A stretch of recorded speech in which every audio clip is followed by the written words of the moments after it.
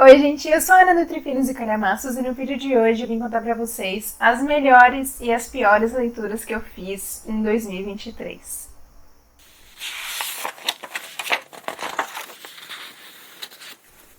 Gente, para esse vídeo eu separei 5 livros, os 5 que eu mais gostei, as 5 melhores leituras que eu fiz no ano passado, e as 5 piores, aqueles livros que não deram pra mim, eu não curti tanto, a experiência de leitura não foi tão legal, tão agradável. Então separei 5 de cada lado pra vir contar aqui pra vocês. Eu sei que esse é um tipo de vídeo que muita gente aguarda, que muita gente gosta de assistir, tem curiosidade mesmo de saber, né, quais são os livros que mais agradaram, menos agradaram. Então, já deixa o like agora no começo do vídeo, se inscreve aqui no canal caso estejam chegando por aqui agora e bora conhecer esses 10 títulos, os 5 melhores e os 5 piores. Vou começar pelos 5 piores, gente. E vou colocar assim, meio que na ordem. Na verdade, só o último, mais ou menos assim, que eu coloquei como a pior leitura mesmo, que foi até que recebeu até uma nota diferente dos outros. A maioria aqui eu dei 3 estrelas. Inclusive, eu deixo até uma observação que são as piores leituras, mas não é que são leituras ruins, livros ruins. Eu sempre apoio, sempre estimulo vocês a lerem os livros que eu comento aqui no canal, porque eu acho que tudo é uma questão de opinião. Talvez um livro que não tenha dado certo para mim seja diferente para vocês. Inclusive, a pior leitura para mim, eu tenho uma amiga que adorou, então é um ótimo exemplo do que eu estou falando. Então, considerem ler para tirar a opinião de vocês. Então, essa é a única leitura, o único livro que eu dei uma nota diferente. Os outros 4 das piores leituras eu dei nota 3 estrelas, para vocês verem então, né, que não é que eu não gostei de nada. Mas então, bora lá. Vou começar então pelo Uma Casa no Fundo de um Lago, do autor Josh Malerman. Mesmo autor de Caixa de Pássaros. Eu não li o livro, mas assisti a adaptação e gostei bastante com a Sandra Bullock. E como eu curti, eu tinha visto que esse livro aqui do autor estava numa promoção boa, o e-book abaixo de R$10, e comprei para ler. E, gente, o livro, ele é super curtinho. Se não me engano, tem 100 e poucas páginas, agora eu não me recordo o número certinho, mas ele é uma leitura super rápida e curta. Nessa história a gente tem 2 protagonistas bem jovens, de 17 anos, o James e a Amélia. Ele pede pra Amélia sair com ele, né, num encontro, e eles vão até um lago, numa região afastada, né, com o barco, acho que do tio do James. E enquanto eles estão lá, eles notam que tem uma outra passagem para uma outra parte do lago, que é ainda mais vazia, aparentemente até desconhecida, porque a passagem é até um pouco difícil, né, para ultrapassar. E quando eles chegam nessa parte do lago, onde eles não veem nenhum tipo de vida, aparentemente, eles descobrem, ao mergulhar no lago, que tem uma casa no fundo do lago, assim como o título fala. E, gente, eu achei, na hora que eu comecei a ler, eu achei essa premissa bem interessante de ter uma casa no fundo do lago. Atiçou minha curiosidade de saber como é que aquela casa estava ali, o motivo, né, se haveria vida ali dentro, como é um suspense, eu até estava esperando que poderia ter, sei lá, um monstro marítimo, alguma coisa ali, uns fantasmas.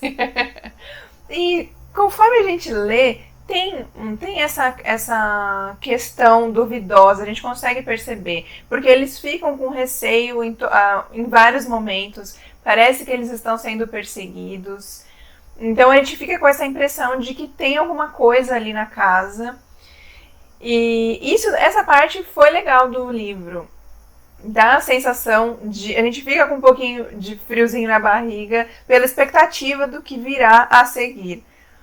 Mas quando chega no final, gente, no finalzinho, acontece alguma coisa que, assim, é totalmente inexplicado. O autor, ele não não explica pra gente o que aconteceu, o que se passou por ali, sabe? Então eu acho que, na minha opinião, faltou uma explicação a mais. Eu não consegui entender o que aconteceu ali. Pra mim faltou mais informações e aquele final foi um final meio abrupto e que me deixou assim sem entender totalmente. Então, por esse motivo que eu acabei dando 3 estrelas, eu esperava que tivesse uma explicação, né? Que eu conseguisse entender o que aconteceu ali. Para mim, o autor começou de uma forma legal, teve esses momentos assim de agonia que deixou a gente na expectativa, mas quando chegou no final, achei que foi sem sentido, gente. Então, fiquei decepcionada. Tava esperando por alguma coisa ali e não recebi nada. Então, por isso que ele está aqui nesse vídeo como uma das 5 piores leituras de 2023. Outra leitura que não foi assim tão interessante, na minha opinião, foi Pesadelos e Paisagens Noturnas, volume 1, do Stephen King. Aqui a gente tem uma coletânea de contos. E pela capa, gente, ó, vocês podem ver que a gente tem aqui uma porta de metal com umas mãos ensanguentadas. E pelo título também, né? Pesadelos e Paisagens Noturnas. Inclusive, aqui na sinopse, o autor fala que ele reúne reúne seus melhores contos. Então eu tava com expectativa, né? Porque apesar de eu saber que vários dos livros de contos que eu já li do King, eu não tenha gostado de todos eles, mas vários se destacaram.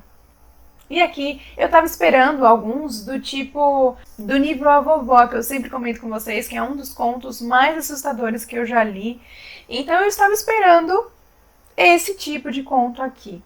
E não encontrei, gente. E não estou querendo dizer nem que são contos que prometeram ser de terror, assustadores, e que não foram. Não, mesmo que são de terror, eu já falei isso pra vocês outras vezes, e que se tiver uma história interessante, eu acho legal, eu gosto.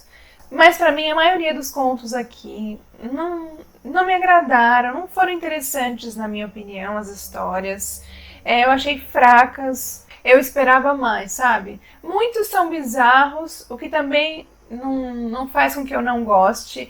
Pelo contrário, tem um aqui que é bem bizarro e foi um dos que eu gostei no livro, que acho que se chama Dentadura Mecânica. É uma dentadura de brinquedo que ela, de repente, começa a funcionar e toca o terror aqui com algumas pessoas. Então, pra vocês verem, é bizarro, mas foi um dos contos que eu curti no livro. E tem outros bizarros também que são interessantes do King. Mas nesse livro não achei muitos assim tão interessantes. Então, por isso que ele está aqui na lista. Diferente, gente, já vou adiantar pra vocês. Eu já falei isso aqui no canal. Mas pra quem não assistiu ao vídeo em que eu comentei, esse daqui é o volume 1.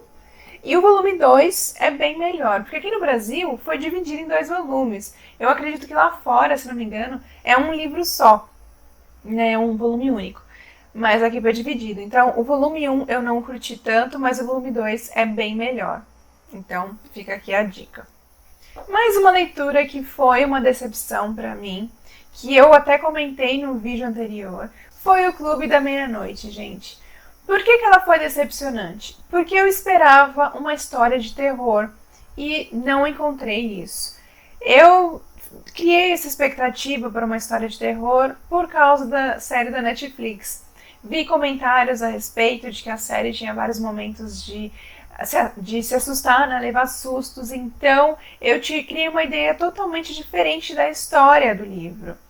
E como eu falei para vocês no outro vídeo, ela não tem nada de história de terror, falando do livro agora. Porque são diferentes, tá, gente? A história do livro e a história da série são diferentes. Tem, claro, suas semelhanças, a base da história é semelhante, mas a Netflix ela transformou numa história mais aterrorizante. E a do livro não, a do livro é muito melancólica, é muito triste, é um grupo de jovens que está internado num local, num tipo de clínica para jovens com doenças terminais. E são, assim, personagens com 17, 18 anos, sabe? e a gente sabe que não tem esperança ali, eles ficam aguardando o momento deles chegar.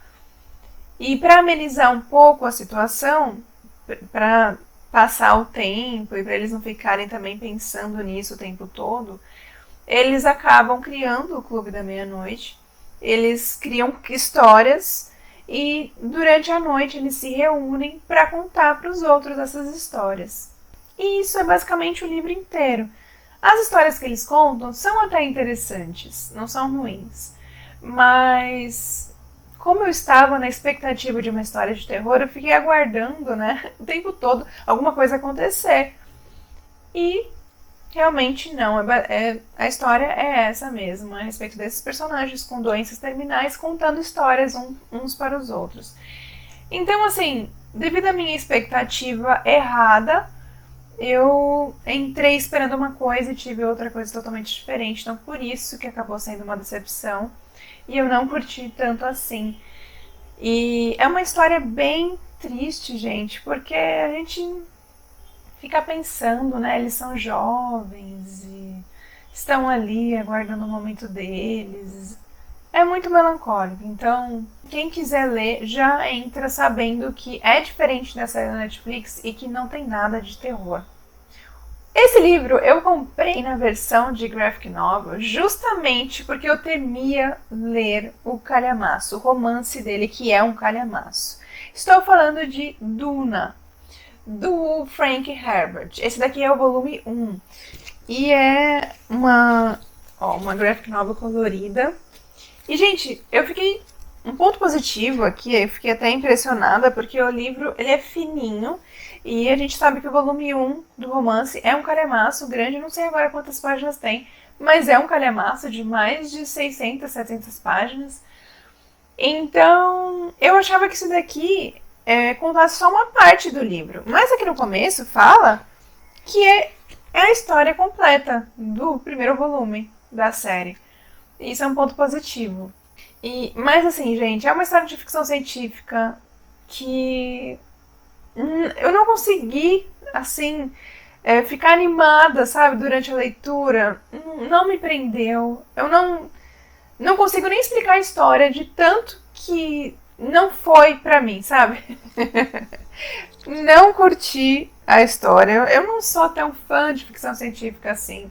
Então foi até uma boa ideia eu ter pego pra ler na versão de HQ, porque eu tinha essa impressão mesmo de que talvez eu não gostasse e não foi pra mim, gente. Eu até comento com vocês na Maratona 24 Horas, assim, que eu li essa HQ, que eu ainda não assisti, mas eu pretendo assistir a adaptação, e pode ser que em versão de série, filme, mesmo que seja de ficção científica, eu acabe achando melhor.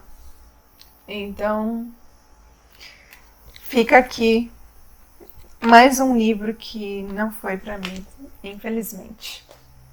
E agora chegamos ao top 1 das piores leituras que eu fiz. Então essa daqui foi a pior leitura que eu fiz em 2023. Foi a que eu não curti. E assim, a minha amiga veio falando, nossa, eu gostei bastante. Ela tá disponível, esse livro tá disponível no Kindle Unlimited. E ela leu por lá, e ela veio toda animada falando que tinha curtido. E eu assim, então, eu não gostei muito. A Ilha, gente, do Adrian McKinty. Mais uma vez, um livro do autor que eu não curti. Mas diferentemente de A Corrente, A Corrente ainda eu achei que tem uma premissa super interessante, que eu nunca tinha visto em outro livro de suspense. Por isso que eu havia me interessado a princípio para ler. E o começo da história eu achei bem legal. O que eu não curti tanto foi o final. Assim, da metade pra frente, eu achei que ficou meio, não sei, meio perdida ali a história. O autor inventou algumas coisas que eu achei que não couberam, não se encaixaram tão bem assim na história. Mas eu resolvi dar uma chance para a Ilha. Mas, de novo, gente, não gostei. Eu achei que aqui, tem até vlog aqui no canal, vlog de leitura desse livro. E, bom, vamos falar sobre a sinopse primeiro. Aqui é uma família que fez uma viagem O pai com 2 filhos e a sua nova mulher.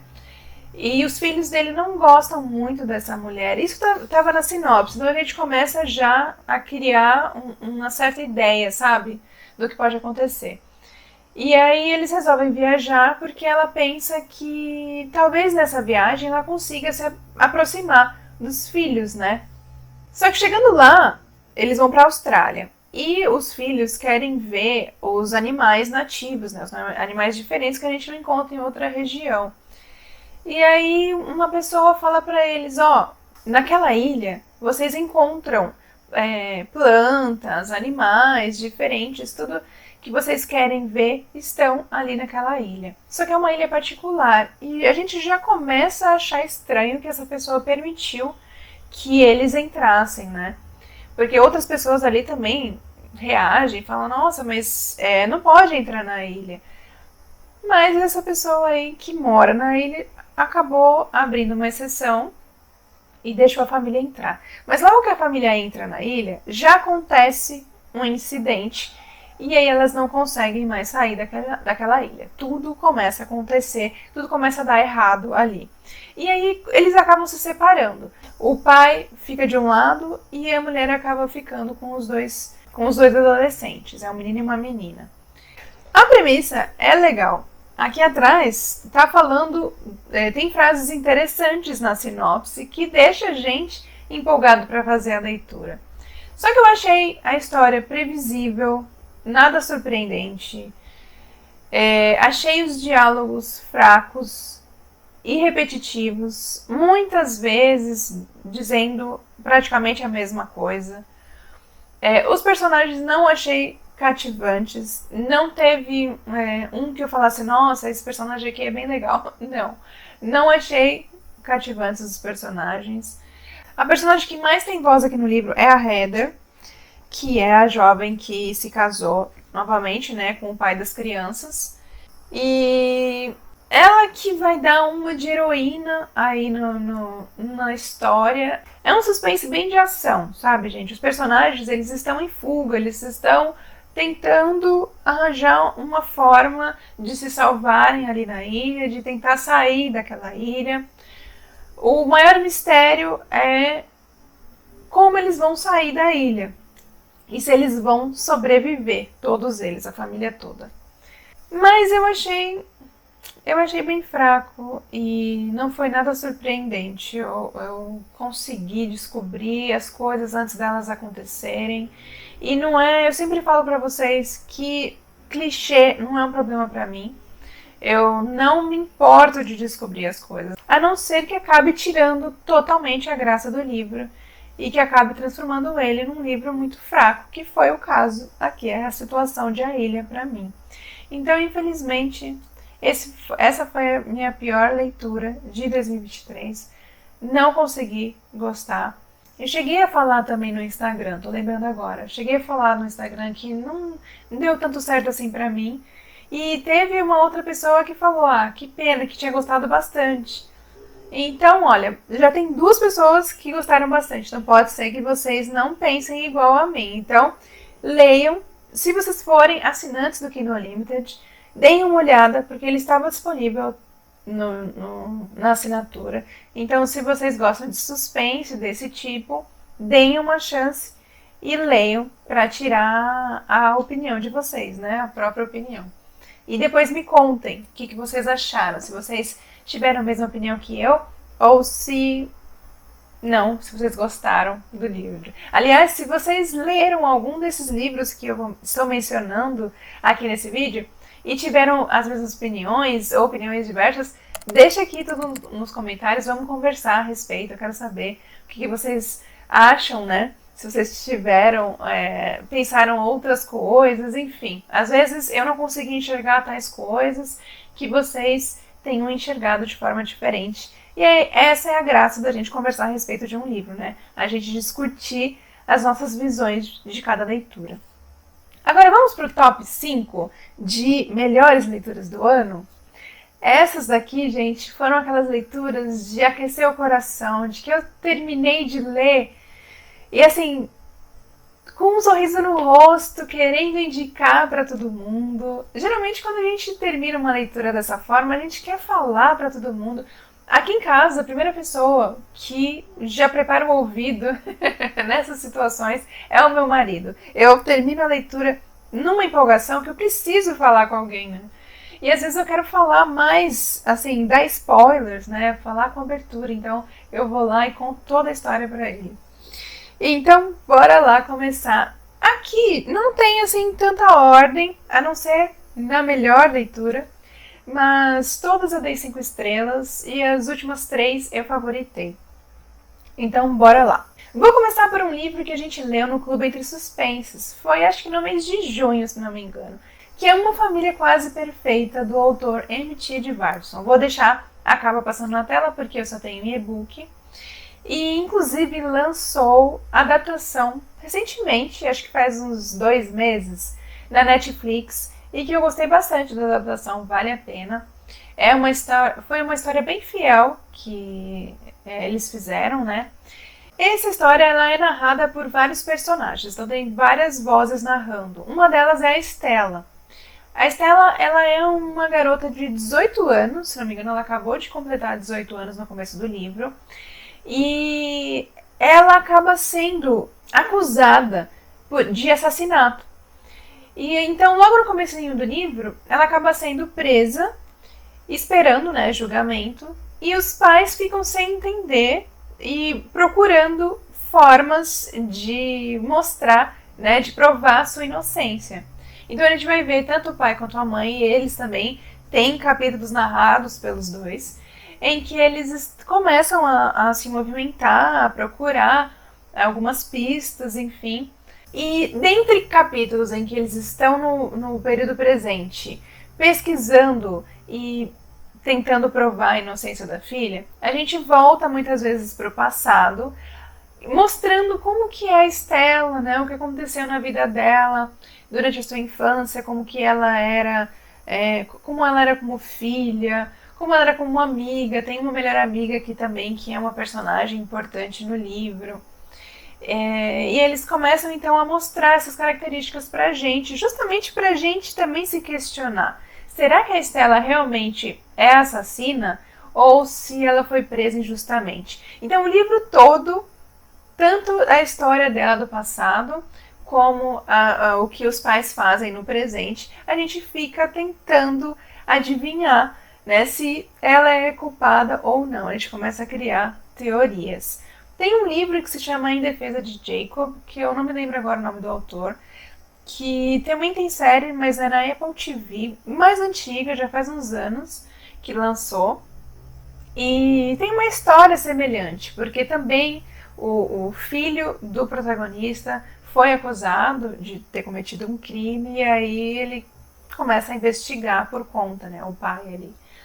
Então tem umas semelhanças. A gente até na discussão ali do grupo do WhatsApp, do clube, a gente se lembrou do Em Defesa de Jacob. Se vocês leram e gostaram, acho que tem uma grande probabilidade de vocês gostarem também de Uma Família Quase Perfeita. E é o legal, assim, que chama atenção até pelo título, Uma Família Quase Perfeita, porque a gente tem essa adolescente, né, de 18 anos, que foi presa, acusada por um assassinato, e por um lado a gente tem o seu pai, que é um pastor, e a sua mãe, que é uma advogada. Então é muito interessante essas diferenças, assim, a gente vê cada um reagindo de uma forma. E claro que vai envolver segredos, personagens que não vão querer revelar algumas coisas, tanto do lado da família dela, quanto de outros personagens. A gente começa a duvidar de várias pessoas ali. Então, isso que eu acho super legal numa história de suspense. Então, por isso que eu dei 5 estrelas e gostei bastante. E recomendo a leitura desse livro. Gente, esse próximo aqui, eu terminei com um quentinho no coração, porque o protagonista dessa história, eu tava esperando muito fazer essa leitura, porque quando o autor revelou que teria um livro com ele sendo o protagonista, eu fiquei assim, com muita expectativa em ler. Tô falando de Win, do Harlan Coben. Eu tinha lido já a série completa do Mario Bolitar.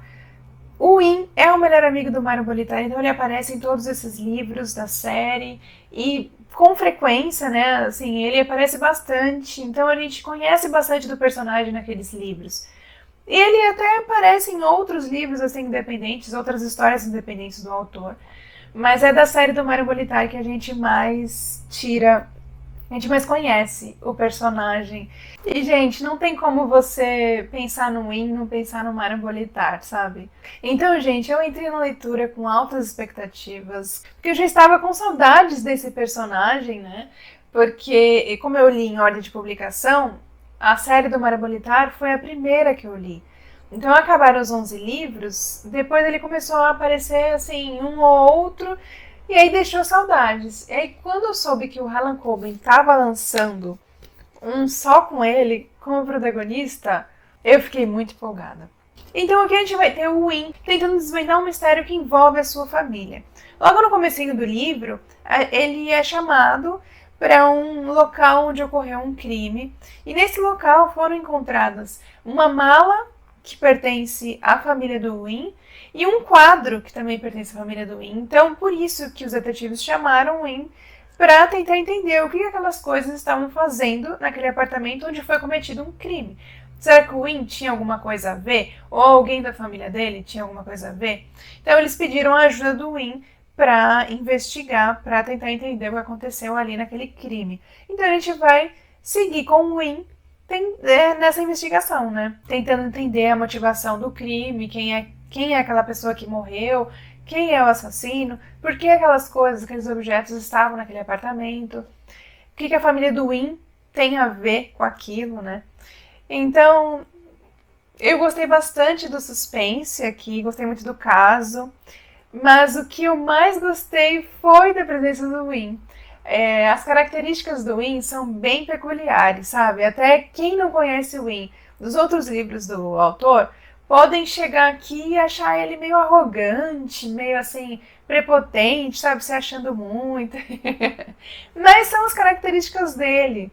Então, a gente já está acostumado e a gente queria ver isso mesmo aqui nesse livro. Não esperava menos do que isso. E ter esse contato novamente aqui com o personagem foi muito legal. Então, esse daqui não podia deixar de estar nessa lista aqui. Se você é fã do Mario Bolitari, já leu todos os livros, leia o Win, que eu acho que tem tudo para você gostar. Agora chegamos no top 3 do ano. As 3 melhores leituras. Em terceiro lugar, Loucos por Livros, da Emily Henry. E eu li esse livro, gente, em janeiro de 2023. Não tenho certeza se ele foi o primeiro, mas eu acho que ele foi o primeiro livro que eu li no ano. Então, assim como em outro ano, não sei se foi em 2021 ou 2022, o primeiro livro que eu li acabou sendo o favorito do ano. Não sei, não lembro agora em qual ano isso aconteceu. Mas quando eu fiz essa leitura no comecinho, que eu fiquei apaixonada pela história, eu pensei, nossa, mais uma vez eu abri o ano com chave de ouro. E esse livro aqui, ele me provocou várias emoções, ele me deixou bem feliz, ele me deixou emocionada em várias partes. A protagonista aqui, a Nora, ela é agente literária. E ao contrário do trabalho dela, que ela gosta bastante, se empenha, enfim, ela não tem muita sorte nos relacionamentos amorosos. Inclusive, aqui no começo do livro, acabaram, né, de terminar com ela. O namorado tinha acabado de terminar com ela. E nesse dia, ela tinha uma reunião marcada com o Charlie, um editor. Só que essa reunião, esse primeiro contato entre os dois, a impressão que um teve do outro não foi tão interessante, não foi tão legal. Ela achou que ele era mal-humorado, ela chegou atrasada na reunião, ele também já não curtiu tanto assim, achou algum ponto negativo, enfim, aquele primeiro encontro não foi nada legal. Em paralelo a isso, ela tem uma irmã que ela se sente muito responsável por ela, porque os pais dela tinham morrido e ela acabou se culpando e pegou essa responsabilidade para ela, de cuidar da irmã. E quando a irmã chega para ela com a ideia de fazerem uma viagem juntas, para se curtirem mais, enfim, se reaproximarem, porque elas deram uma distanciada, né? Ela acaba aceitando. E durante essa viagem, a irmã fala assim, eu criei uma lista do que a gente vai fazer nessa cidadezinha. E a irmã, ela era muito fã de um determinado livro e foram viajar justamente para o local onde se passava a história daquele livro. Então, chegando lá, uma cidadezinha super pequena, a Nora pensando assim, será que aqui vai ser divertido? O que a gente vai fazer aqui, né? Porque a Nora adora Nova York, né? Ela é obcecada por Nova York. Uma cidade grande, ela até fala que ela sente falta dos barulhos, né? Chegando lá, com uma probabilidade totalmente baixa, quem que ela encontra naquela cidadezinha minúscula? O Charlie. E é aí que todo o romance, todo o encantamento do livro acontece. Mas o que eu gostei bastante no livro, eu gostei bastante dos personagens, tinham bastante química, a Nora e o Charlie. Eles formavam um par muito legal, assim, tinha uma conexão bem bacana. Mas também gostei da parte da família que a Emily Henry colocou aqui no livro.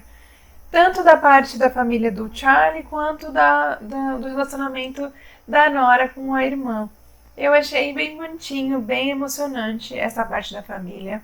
Eu já falei para vocês outras vezes que quando traz esse tema para a história, né, esse tema que fala sobre família, sobre pai, mãe, irmão, mexe comigo. Eu fico bastante emocionada. Então, talvez por esse motivo que eu tenha gostado ainda mais dessa história. Achei muito bom, gente, o livro, muito bom. Tanto pelo romance, por essa questão da família, também pela questão que envolve livros, né? Aqui a gente tem muitas menções a livros, personagens, autores, enfim.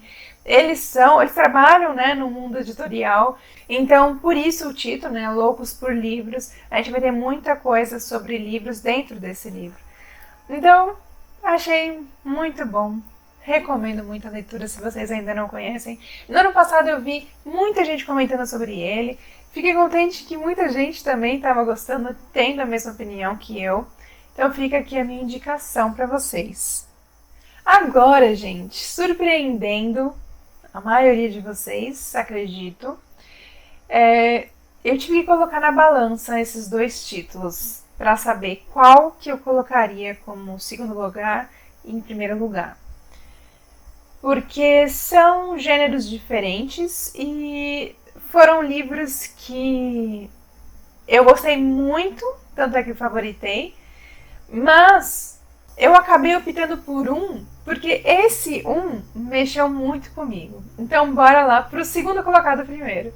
Ficou a Empregada, da Frida McFadden. Talvez vocês fiquem pensando, como assim? Você colocou a Empregada em segundo lugar. Né, se vocês viram meu vlog, se vocês já me viram comentando a respeito do livro, eu indiquei para muitas pessoas, falei muito a respeito da Empregada, inclusive falei que o livro mais esperado de 2024 para mim era O Segredo da Empregada, que é a continuação, né? Então pode ser uma surpresa para vocês eu ter colocado ele em segundo lugar. Mas vocês vão entender, talvez, o motivo quando eu falar qual ficou em primeiro. Mas bora falar sobre a Empregada primeiro? É um livro de suspense incrível, muito surpreendente. Tem um plot de fazer assim, ó, pá, na cabeça. Explode a sua mente. Aqui a gente tem como protagonista a empregada, a Millie. Ela pede para trabalhar nessa casa, uma casa super luxuosa. E quando ela conversa ali com a patroa recebe bem, a trata bem, né? Gosta ali da entrevista, faz algumas perguntas, mas nada que comprometa a Millie. E ela tá precisando bastante desse emprego, enfim, consegue, é contratada. Ela até se surpreende que a patroa tenha aprovado ela ali para o emprego.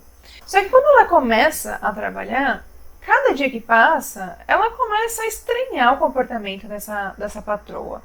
Porque ela estava toda amorosa, simpática durante a entrevista ali, e de repente ela virou de ponta cabeça. Ela é outra pessoa.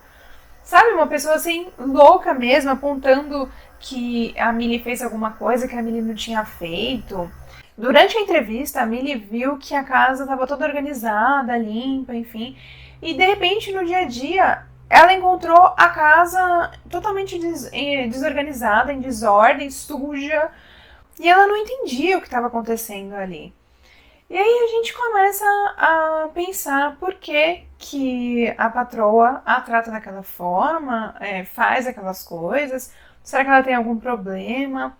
Além disso, a gente também conhece o marido, né, da patroa, e eles têm uma filha. Que a filha também, eu até falo pra vocês no vlog, assim que a Millie conhece, eu falo, nossa, é igualzinho a mãe.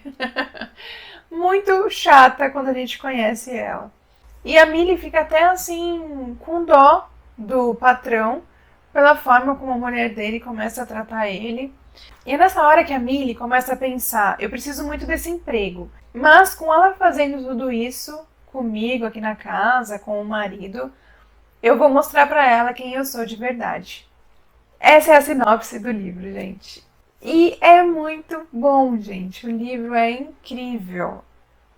A gente lê, a gente consome muito rápido. É uma leitura rápida. Você não tem vontade de parar de ler.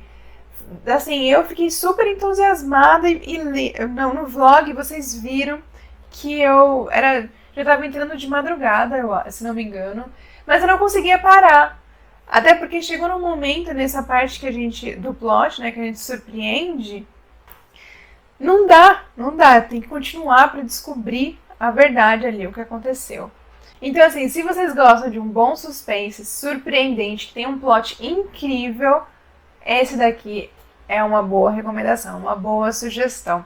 Fica aqui a dica para quem ainda não conhece. Também foi um livro muito comentado no ano passado. Muita gente leu, muita gente gostou, muita gente explodiu a cabeça, que nem eu, surtou durante a leitura. Tem grandes chances de acontecer a mesma coisa com você. Então, depois que você lê, me conta o que você achou, se você também se surpreendeu dessa forma. Esse então foi o segundo. E agora, em primeiro lugar, gente, ficou com um homem chamado Ove, do Frederick Backman. Gente, eu não poderia não colocar esse livro em primeiro lugar. Também tem vlog aqui no canal para quem quiser assistir. Se você já assistiu esse vlog, você viu como que eu terminei esse vlog, gente. A leitura do livro. E, na verdade, o final do vlog foi eu fazendo a comparação entre o filme com o Tom Hanks e o livro. Mas quando eu terminei a leitura, eu tava, assim, em prantos. Eu não conseguia parar de chorar. Eu tive que esperar um pouco, respirar, para vir conversar com vocês a respeito do livro. Eu até pensei em gravar no dia seguinte, porque a maquiagem já estava borrada, eu já estava com o nariz, a bochecha vermelha de tanto chorar, mas eu pensei assim, não, eu vou mostrar para eles como eu fiquei ao final da leitura. E até conversando com vocês naquele vlog, eu tinha que respirar um pouco porque eu ficava com vontade de chorar. Gente, achei uma história emocionante e ela é uma história emocionante, mas acho que ela me impactou tanto justamente porque me fez pensar muito na minha família, no meu pai, no meu irmão e justamente no ano em que eu li. Talvez tudo isso deva ter surtido mais efeito em mim. Eu adorei o Ove. Ele é um senhor rabugento, mal-humorado, reclamão. Eu não me lembro agora a idade dele, eu acho que era próximo de 70 anos. Mas é muito legal ver ele fazendo tudo isso, né? Reclamando das coisas, reclamando dos vizinhos. Durante a história, ele sai para fazer as mesmas coisas, né? Cuidar ali da vizinhança. Ele não gosta que faça as coisas errado contra as regras. Ele lembra todo mundo das regras ali do condomínio. Não pode andar com o carro aqui dentro, não pode estacionar ali, não pode fazer aquilo, sabe? Então, muita gente acaba se incomodando, né? Ah, esse velho reclamão aí. Mas, gente, no fundo, ele tem um coração muito bom. Uma família que acabou de se mudar ali para o condomínio. A mulher ali da família, porque é um casal e acho que 2 filhas, 2 crianças. E ela, eu acho que era na casa da frente, a do Wolf, e ela sempre tá pedindo ajuda pra ele. E ele fala assim, não, eu não acredito que de novo essa mulher tá batendo na minha porta. Mas é isso que acaba dando sentido na vida dele. E aí a gente vê o que essa família acaba provocando, as mudanças que acaba provocando na vida do Wolf. Começa, né, porque transforma o dia a dia dele.